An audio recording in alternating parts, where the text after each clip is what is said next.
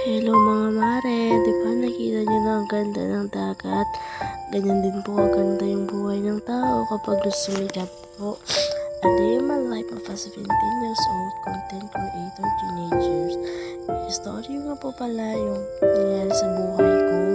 Ako nga po pala ay 17 years old na nag-asawa po kaagad. Sa isang pagkakamali po, hindi naman sinasadya pero hindi naman po kami nagkaanak. Pero ito na po nangyari sa buhay namin na nagsasama na po kami. Alam mo nga po, mahirap po yung buhay namin at nakikita ko sa mga magulang ko na nahihirapan na sila. At sabi ko nga po sa sarili ko na mabawi ako sa kanila. At sabi ko rin po sa sarili ko na huwag sila sa kahirapan dahil nga po, mahirap na po yung buhay namin. At tapos ako po nung kasama ko po agad. Alam ko po na mali yung ginawa ko. Pero nga po, hindi naman po ako husgahan. Dahil nga po, hindi naman ako perfectong tao. Wala naman perfectong tao, di ba? Lahat po tayo nagkakamali. Yung pare nga nagkamali, tao ba kaya? Sana nga po maintindihan po ninyo kung bakit ganito po yung voiceover ko. Kasi nga po, hindi po kasi ako sanay. Dahil nga po, bawal po kasi ako dito sa content creator na to. Sorry nga po pala kung medyo maingay po voiceover ko.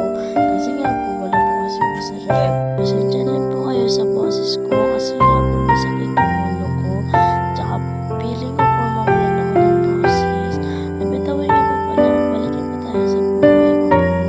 Yung trabaho po kasi ng tatay ko is nagkakatay po ng baboy. Tapos yung nanay ko po naman, edi sa bahay lang po. Tapos nga po, may kuya po ako. May anak naman po, may asawa na. Pareho na po kami pabigat sa buhay ng mga magulang namin.